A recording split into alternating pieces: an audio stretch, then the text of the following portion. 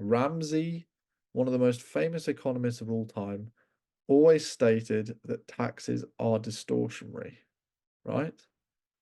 So we need to really be asking ourselves the question, should we really go through the process of funding news through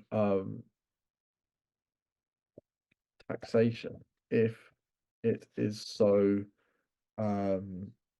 yeah, should we really go through the process of of funding news through taxation if it distorts markets, if it distorts markets. Is market distortion good? Is really the question we're asking. And well, this is where it kind of gets interesting because we briefly touch upon the fundamental principle of second best theory, which states that it is optimal to introduce a distortion if and only if, I'll just expand this here, if and only if it is impossible to directly correct the market failure in that market with tax. In other words, if it's possible for you to correct the market failure directly by directly interacting with that market, then it's okay. You don't need to obey the second best theory.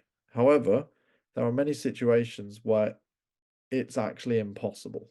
It's not possible to it's not actually optimal or possible to introduce a distortion, right? So you have to switch it up to spreading taxation across multiple markets.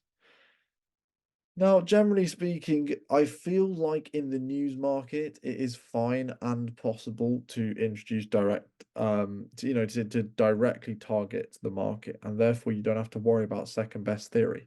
But I think it's just important to bear in mind, just in case you do come across any sort of scenario where it might not actually be possible to directly address, the problem through any immediate effect. And then you have to start thinking about, what are the alternative tax measures that could be taken to make sure that people pay for the news?